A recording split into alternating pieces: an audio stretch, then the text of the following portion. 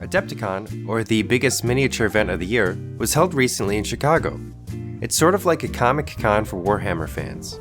I'd always assumed the event was too far away to consider going to it, but when I found out it's in Chicago, it's actually close enough, so I drove down there to check it out.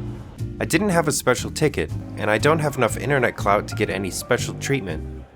But I enjoyed it, and liked meeting people, and walking around checking out all the cool booths. The highlight of the whole thing was the information desk guy, who was extremely nice. He was fascinated by the whole miniature hobby world we're a part of. He also told me all about the competitive Beyblade scene, which is actually pretty wild too. I guess we both learned something that day. Aww. Also, another notable experience was walking into the gaming rooms and getting absolutely schmacked in the nostrils with the smell of victory and defeat. First of all, I got a bunch of dice from the Baron of Dice. They're extremely high quality, and the Baron is also really enthusiastic and nice. I got these handcrafted D3s, a scatter dice,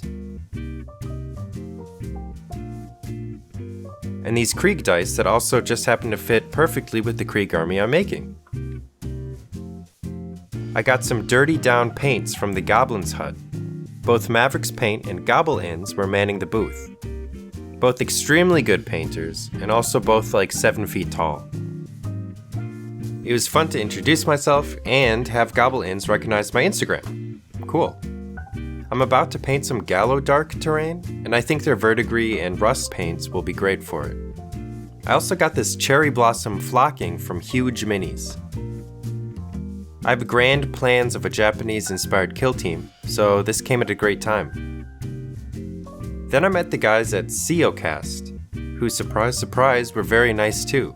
CEOcast makes affordable injection plastic minis for smaller companies, and they gave me some figures to test out.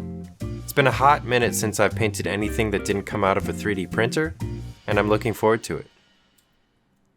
I also got some official Adepticon pins, and this pin from a paint company called Turbo Dork. They make really cool metallic paints called Zenny Shifts that color shift based on the zenithal highlight underneath. Another booth had some guys who made a tabletop game called Giga Robo, which is basically super big robots fighting each other in a destructible city. I asked them how they came up with the idea for their game, and their response was, "We were driving a long distance one day, and instead of sitting in silence, we made a game. Not a bad idea." I've linked to all of their Instagrams and websites below, so please check them out. I'm looking forward to next year.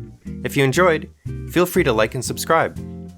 Please consider checking out my Buy Me a Coffee to help me afford next year's Adepticon. Alright, bye-bye. Where are his balls?